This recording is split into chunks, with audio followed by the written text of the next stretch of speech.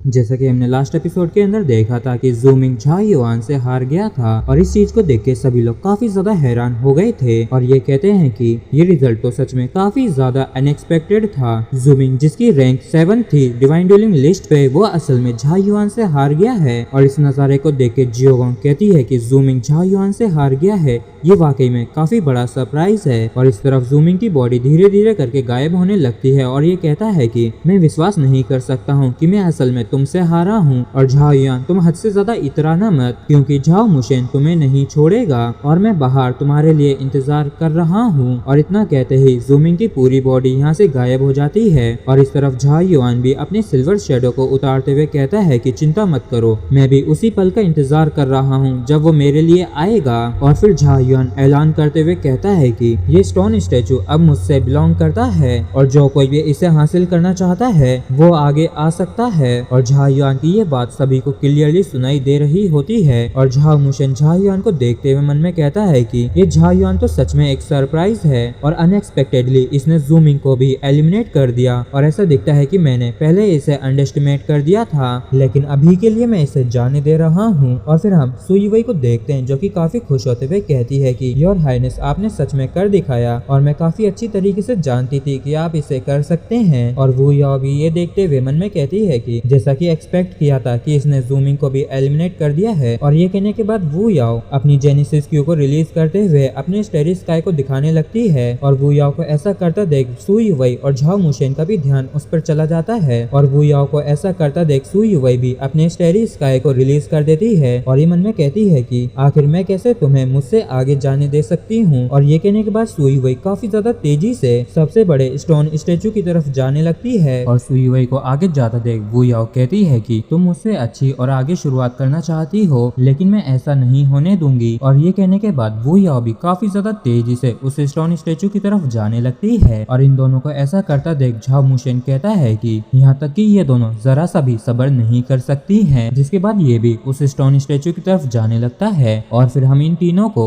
सबसे बड़े stone statue की तरफ जाते हुए देखते हैं। और इस चीज को देख के सभी लोग काफी हैरान होते हैं और कहते हैं कि सबसे ज्यादा ताकतवर 3 लोगों ने आखिरकार एक्शन ले ही लिया और ये सभी के सभी सबसे बड़े स्टेचू के लिए जा रहे हैं। और इन तीनों के बाद वांग जी, ली टोंगशेन, जियोगोंग और बाकी के और भी स्टोन स्टेचूज को हासिल करने के लिए लड़ने के लिए जाने लगते हैं। और इन सभी को ऐसा करता देख झाओ युआन मन में कहता है कि बाकी के सभी लोग बचे हुए स्टेचूज के लिए लड़ने के लिए चले गए हैं। और 9 रीजन टूर्नामेंट का क्लाइमेक्स आखिरकार शुरू हो ही गया। और फिर झाओ युआन एक थोड़ा हैरान परेशान सा लुक देते हुए मन में कहता है कि अब मेरे स्टोन स्टेचू के ऊपर सबसे ज्यादा शांति है और अब कोई और मुझसे इस स्टोन स्टेचू के लिए लड़ने के लिए नहीं आ रहा है। और फिर झाओ युआन कहता है कि लेकिन ये सही ही है और अभी मुझे लड़ने की भी जरूरत नहीं है। और फिर झाओ युआन इस स्टोन स्टेचू के ऊपर हाथ रखते हुए कहता है कि ये बहुत बढ़िया है। जिसके बाद हमें फॉलन एबिस के बाहर का सीन दिखाया जाता है और चीजिंग झाओ युआन को देख के मन में कहती है कि यहाँ तक कि इतने सारे पावरफुल दुश्मनों से घिरे होने के बावजूद भी और इतने ज्यादा प्रेशर को सहने के बाद भी इस पॉइंट तक पहुँच गया, जो कि काफी ज्यादा अमेजिंग बात है। और अब कोई हैरानी नहीं हो रही है कि क्यों मास्टर ने तुम्हें इतनी ज्यादा वैल्यू दी है। और तभी झाओ जियानसुन कहता है कि झाओ युआन का जो सिल्वर आर्मर है वो काफी ज्यादा इंटरेस्टिंग है और क्या ऐसा हो सकता है कि ये तियानयुआन रीजन के सेंट आर्टिफैक्ट्स में से एक हो। और ग्रैंड एल्डर चीजिंग आप इस बारे में क्या सोचती हैं? और फिर चीजिंग कहती है कि झाओ जियानसुन यहाँ तक कि एक ऑर्डिनरी लो डोमेन एक्सपर्ट के पास भी मुश्किल से भी उसका खुद का एक ट्रू सेंट आर्टिफैक्ट होता है। और यहाँ तक कि अगर ये यंग डिवाइन ड्यूलिंग प्रैक्टिशनर अगर एक ऑब्टेन भी कर लेता है तो वो ज्यादा से ज्यादा कितनी पावर इसकी बाहर निकाल पाएगा। और वैसे भी तुम भी तो एक लो डोमेन एक्सपर्ट हो, तो फिर कैसे तुम इतनी बेतुकी चीज कह सकते हो? और फिर झाओ जियानसुन कहता है कि तुम ऐसा नहीं कह सकती हो और किसे क्या पता कि तुम्हारा तियानयुआन रीजन किस किस पागलपन का सहारा लेगा जब इसे वापस से एक कॉर्नर में कर दिया जाएगा। लेकिन बस ये इतना ही है। लेकिन मुझे डर है कि आपके जो तियानयुआन रीजन के जो गुड लक है उसकी लिमिट बस यहीं तक होगी, क्योंकि एक बारी जो झाओ मुशेन फ्री हो गया तो मुझे डर है कि झाओ युआन उस समय उसके खिलाफ खड़ा नहीं हो सकेगा